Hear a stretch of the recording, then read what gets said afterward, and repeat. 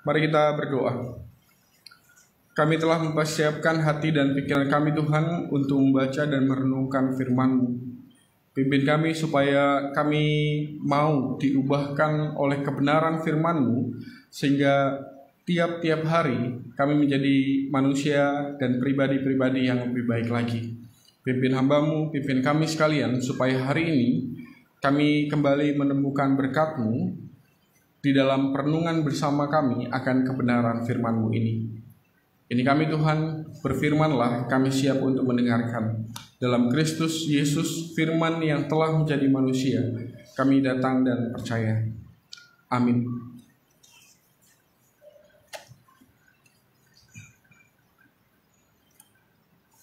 Injil Markus pasal yang pertama, ayat 4 sampai dengan ayat 11. Demikianlah Yohanes Pembaptis tampil di padang gurun dan menyerukan, "Bertobatlah dan berilah dirimu dibaptis, dan Allah akan mengampuni dosamu." Lalu datanglah kepadanya orang-orang dari seluruh daerah Yudea dan semua penduduk Yerusalem, dan sambil mengaku dosanya mereka dibaptis di sungai Yordan. Yohanes memakai jubah bulu unta dan ikat pinggang kulit, dan makanannya belalang dan madu hutan. Inilah yang diberitakannya, "Sesudah aku akan datang Ia yang lebih berkuasa daripadaku, membungkuk dan membuka tali kasutnya pun aku tidak layak. Aku membaptis kamu dengan air, tetapi Ia akan membaptis kamu dengan Roh Kudus." Pada waktu itu datanglah Yesus dari Nazaret di tanah Galilea, dan Ia dibaptis di sungai Yordan oleh Yohanes. Pada saat Ia keluar dari air, Ia melihat langit terkoyak dan roh seperti burung merpati turun ke atasnya. Lalu terdengarlah suara dari sorga, "Engkaulah anakku yang kukasihi, kepadamulah aku berkenan." Sampai semikian jauh pembacaan Alkitab kita hari ini. Yang berbahagia adalah kita sekalian yang bukan hanya sekedar membaca, tetapi mau juga merenungkan, dan lebih daripada itu mau melakukan apa yang menjadi kehendak Tuhan. Haleluya.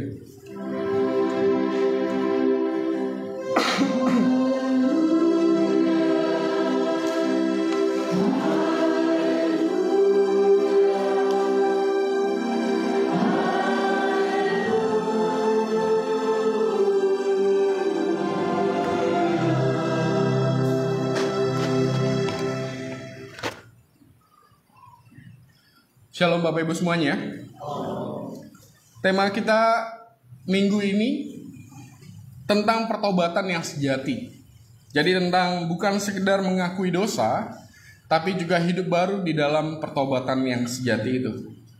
Saya biasanya kalau misalnya menulis renungan dan kemudian kita sama-sama merenungkannya di kebaktian minggu atau kebaktian keluarga atau kebaktian apapun, biasanya saya menuliskannya dan kemudian saya taruh di blog saya. Dan kadang-kadang, lebih seringnya saya membahasakan kembali tema-tema sinodal dengan tema yang kepikiran sama saya gitu ya. Tapi intinya sama, kita ngomong tentang pertobatan yang sejati.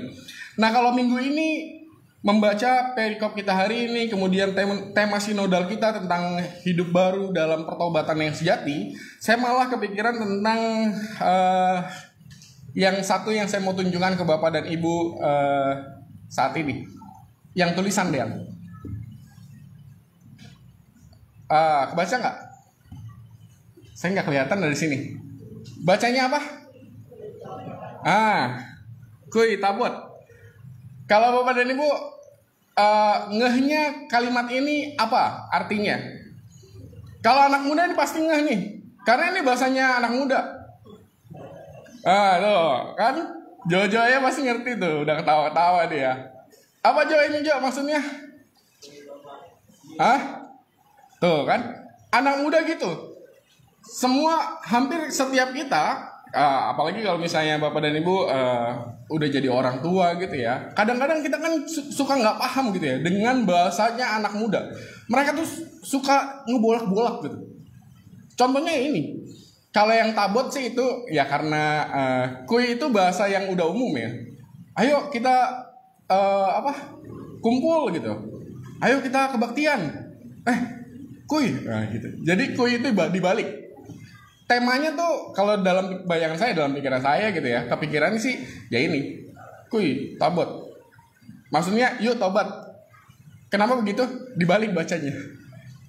Yuk jadi kuy karena dibalik gitu kan. Tobat juga kalau dibalik tabot, bener gak sih? Kuy tabot jadi yuk tobat gitu maksudnya. Itu gaya-gayanya anak-anak muda yang suka ngebolak-bolak. Sampai sekarang juga ada bahasa lain yang dibolak-bolak, ada.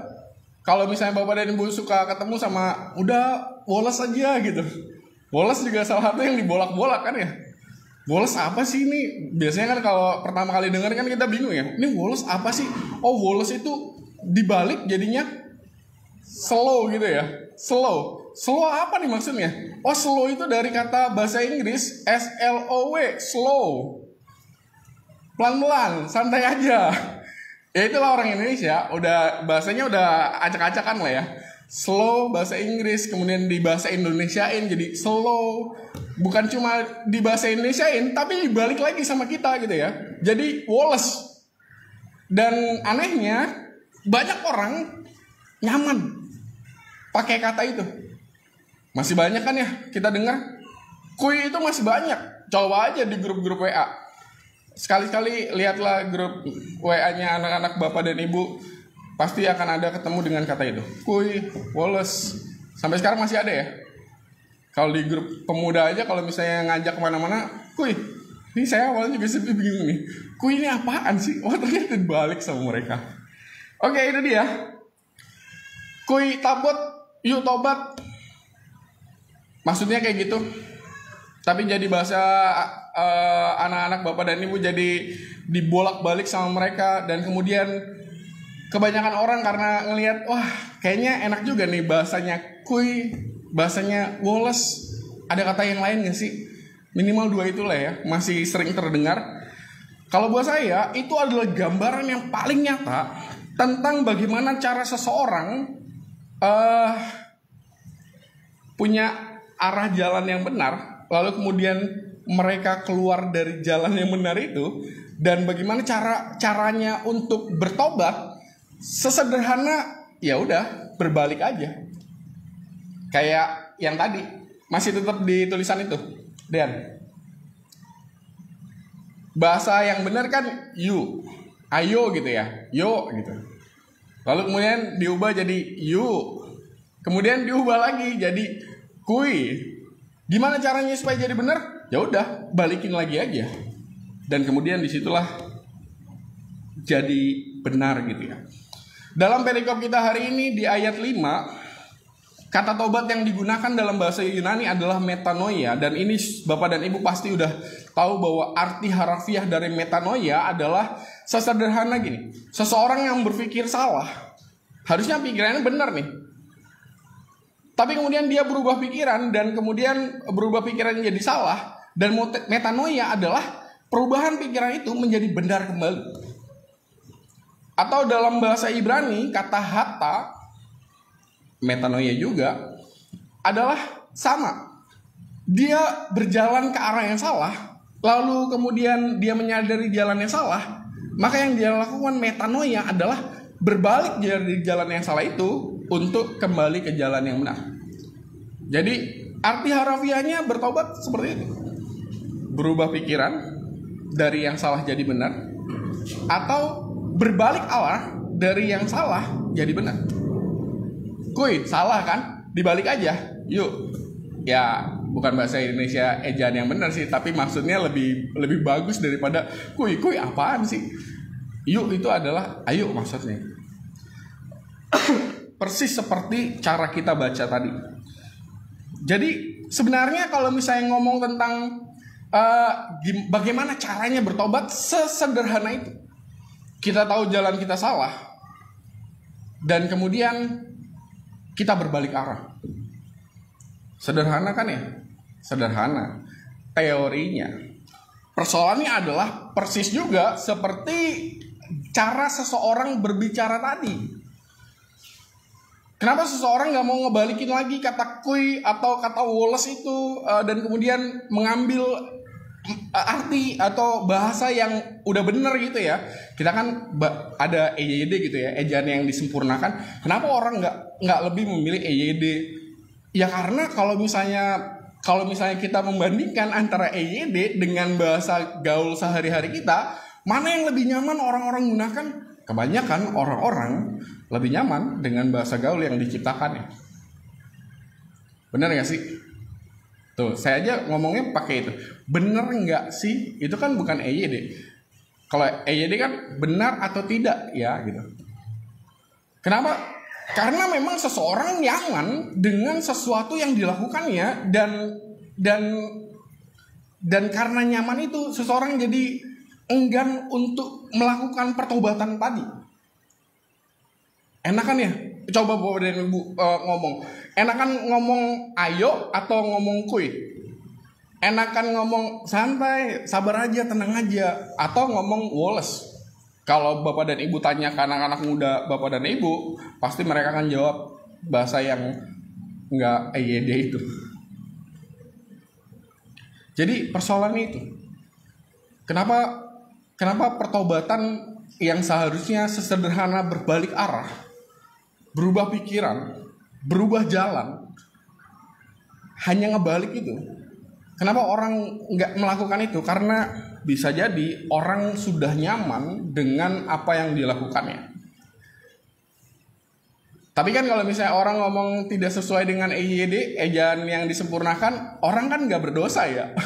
Emang yang Bapak dan Ibu jadi dosa gitu kalau misalnya ngomongnya bahasa-bahasa yang nggak sesuai dengan bahasa Indonesia yang baik dan benar? Enggak. Mau ngomong bahasa gaul sampai ada kamus gaulnya gitu, apa dosa? Enggak. Cuma kalau misalnya kita hidup berjalan di jalan yang tidak sesuai dengan kehendak Allah dan kemudian kita nyaman di situ persoalan yang sebenarnya dari ajakan renungan kita pada saat ini. Oleh karena itu saya mau mengajak kita untuk melihat dalam pembacaan Alkitab kita hari ini tentang makna pertobatan yang sejati dari minimal dari sisi ini. Saya punya dua gambar untuk membantu kita untuk menyadari ayat 4 dan 5. Bapak dan Ibu boleh lihat sambil lihat lagi ayat 4 dan 5. Di ayat 4 itu kan dikatakan bahwa Yohanes Pembaptis memberitakan tentang pertobatan, ngajak orang bertobat di mana? Di padang gurun. Ini yang padang gurun ya. Sebelumnya ya, satunya lagi. Nah ini dia. Di padang gurun. Lalu kemudian di ayat 4, ayat 5, Yohanes Pembaptis membaptis di mana? Di padang gurun. Bukan. Bukan di padang gurun, tetapi di Sungai Yordan. Gambar yang kedua, oke. Ini dia yang gambar yang kedua. Yang saya mau minta tolong sama Bapak dan Ibu adalah jangan dulu lihat Yesusnya yang dibaptis, tapi lihat orang-orangnya. Menurut Bapak dan Ibu, orang-orangnya sama atau enggak? Antara yang ada di Sungai Yordan dengan apa yang ada di padang gurun. Kadang-kadang kan orang menganggap sesederhana ini. Kalau ayat 4, lalu kemudian ada ayat 5, berarti itu peristiwa yang saling berdekatan. Dapat nggak yang saya maksud? Maksudnya, kalau Yohanes Pembaptis memberitakan tentang, ayo tobat, berikan dirimu dibaptis gitu. Lalu kemudian orang dengar dan kemudian berbondong-bondong itu langsung tobat, langsung dibaptis. Jadi seakan-akan peristiwanya sangat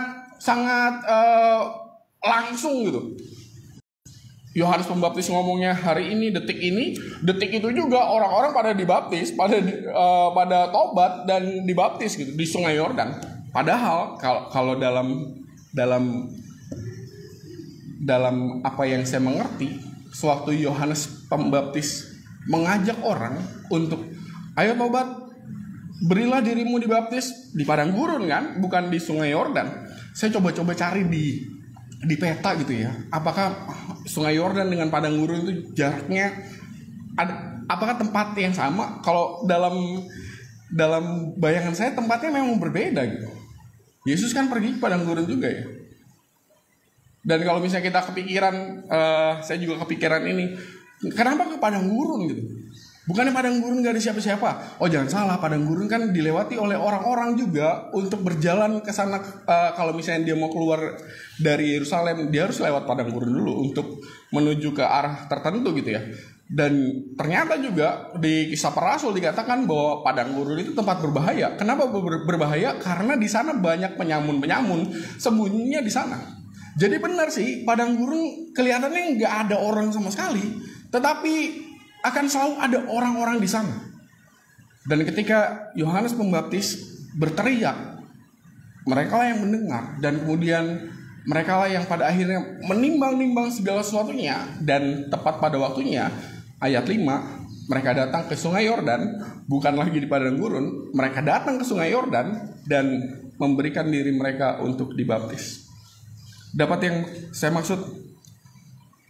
Maksud saya, jangan kepikiran bahwa ketika Yohanes Pembaptis ngomong, ayo bertobat, hari itu juga orangnya bertobat. Ya, hari itu juga dipikirkan, ditimbang-timbang, dan kemudian digumuli sampai pada akhirnya kita nggak tahu berapa lama jarak waktu antara ayat 4 sampai ke ayat 5. Yang jelas nggak mungkin di hari yang sama kalau bayangan saya gitu ya. Atau kalaupun di hari yang sama mungkin pasti ada jarak waktu yang lama sekali gitu ya, berjam-jam gitu. Sampai pada akhirnya orang memutuskan datang dan kemudian bertobat dan kemudian dibaptis. Yang saya mau katakan adalah bersyukurlah kalau misalnya Bapak dan Ibu ketemu dengan orang-orang yang pertobatan itu secepat kilat gitu ya. Secepat kilat itu. Hari ini ngedenger lalu kemudian langsung berbalik arah. Langsung tobat gitu ya. Langsung berubah pikirannya. Wah itu luar biasa. Ada orangnya ada. Orang yang dikasih tahu sekali langsung berubah pikiran dan kemudian langsung bertobat. Ada. Dan bersyukurlah kalau misalnya ketemu dengan orang-orang yang seperti itu. Kalau di Alkitab contohnya siapa? Paulus. Gak perlu waktu lama kan dia kan. Ya ada waktu di mana dia nggak bisa ngelihat gitu ya, Kisah Para Rasul 9. Lalu kemudian ketemu sama siapa? Ananias. Lalu kemudian celik lagi matanya. Tapi dia nggak perlu waktu lama kayaknya. Tapi ada juga orang yang butuh waktu lama-lama gitu ya. Sebelum pada akhirnya dia berbalik dari jalan yang salah untuk jadi orang yang benar. Nah, saya berharap bahwa kita tidak melupakan bahwa pertobatan adalah sebuah proses perjalanan untuk kembali ke arah yang benar. Dan setiap orang jatuh bangun di situ. Makanya ada istilah apa? Tomat gitu kan ya. Hari ini tobat, besoknya kumat.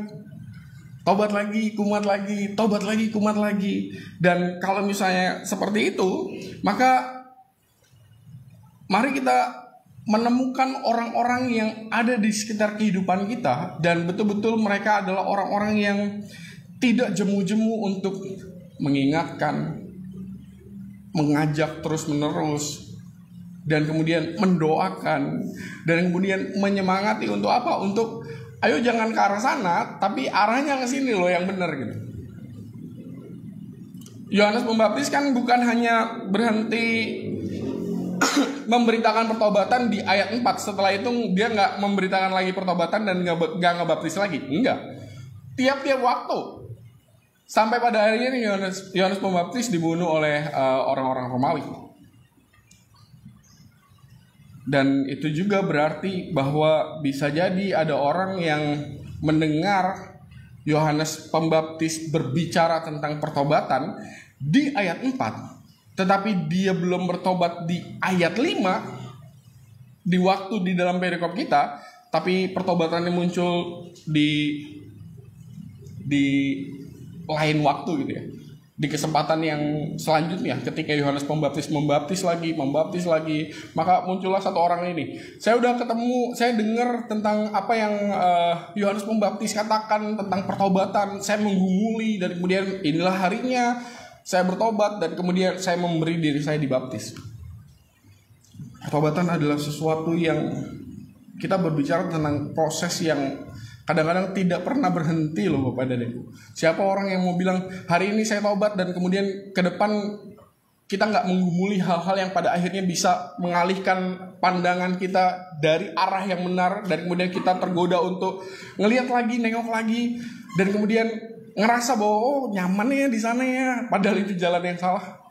Maka yang saya mau ajak untuk kita renungkan hari ini tentang pertobatan adalah bukan hanya sekadar proses untuk bertobatnya dan kemudian hidup di dalam kehidupan yang sama sekali baru, tapi semoga di dalam perjalanan kehidupan kita akan ketemu dengan orang-orang yang tidak jemu-jemunya untuk mengingatkan. Karena biar dikata hari ini kita udah bilang, Tuhan saya udah berbalik nih dari jalan yang salah nih. Emangnya ke depan kita nggak akan ketemu godaan untuk merasa nyaman dengan apa yang pernah kita lewati kemarin gitu ya? Maka semoga di hari ini kita akan, Bapak dan Ibu, menemukan orang-orang yang nggak jemu-jemu untuk mengingatkan, nggak jemu-jemu untuk menarik gitu ya. Kita mau balik nih ke jalan yang nggak benar nih, tapi ada orang yang narik nih, maksudnya ada orang yang nahan gitu. Dan semoga kita tidak khawatir karena kita ketemu dengan orang-orang yang ada di tengah-tengah kehidupan keluarga Bapak dan Ibu, suami Bapak dan Ibu, istri, anak-anak. Ya mereka orang-orang yang mendoakan dan mengingatkan dan nahan gitu, supaya nggak balik lagi ke tempat yang kita pikir nyaman, tapi sebetulnya nggak bagus untuk kita. Dan yang terakhir adalah jangan lupakan bahwa kita mengenal Kristus. Kristus yang adalah, yang seharusnya dia adalah Tuhan, tapi kemudian dia datang dan kemudian merendahkan diri sedemikian rupa untuk menjadi sama dengan kita gitu ya, untuk menyelamatkan kehidupan kita. Dan kemudian dia memanggil kita bukan hamba, tetapi yaitu Kristus memanggil kita teman. Dan ada satu ayat Alkitab yang bilang, Tuhan Yesus bilang ke kita, aku datang bukan untuk apa Bapak dan Ibu, bukan untuk menghakimi, tetapi untuk menyelamatkan. Dan itu yang dibutuhkan oleh kita, siapapun kita. Entah kita hari ini adalah sudah jadi orang yang bertobat gitu ya, atau bahkan kita ngerasa bahwa ada jalan yang salah yang kita masih tempuh dan kita butuh untuk bertobat. Maka sewaktu Kristus bilang bahwa dia datang bukan untuk menghakimi, tapi untuk menyelamatkan, bukankah itu ya makna teman yang sejati, sahabat yang sejati? Bapak dan Ibu, kita butuh teman seperjalanan yang memang menyelamatkan. Kita nggak butuh lagi orang-orang yang menghakimi kan. Makanya sewaktu Yesus bilang, aku datang ke dunia bukan untuk menghakimi tapi untuk menyelamatkan, maka itu adalah salah satu sumber tenangnya jiwa kita. Bahwa ketika kita dekat dengan Kristus, maka kita tahu bahwa kita tidak akan dihakimi sebersalah apapun. Yang perlu kita lakukan adalah yaitu tadi, berbalik arah aja, berjuang untuk berubah aja, dan percaya bahwa bersama Kristus, sama seperti di dalam perikop kita kan ya, Yohanes Pembaptis mengajak orang untuk dibaptis, dan kemudian Kristus datang dibaptis juga. Sedangkan Yohanes bilang bahwa kalau untuk buka kasutnya aja aku nggak layak gitu ya. Tapi kemudian Kristus datang untuk menunjukkan bahwa Dia ada, berjalan bersama-sama dengan kita. Semoga kita memiliki seorang sahabat, dan kita sudah memiliki di dalam Kristus, tetapi juga bukan hanya sahabat di dalam Kristus, tapi di dalam keseharian kita ketemu dengan orang-orang yang memang mencerminkan Kristus bagi kehidupan kita. Dia yang nolongin, dia yang ngejagain, dia yang gak jemu-jemu untuk mengingatkan, dan bukan hanya sekedar menghakimi kehidupan kita yang mungkin hari ini kita masih sedih karena kita tahu bahwa itu salah. Jadi selamat berjuang untuk memperbaharui kehidupan kita tiap-tiap hari. Tuhan menolong, Tuhan memberkati. Amin.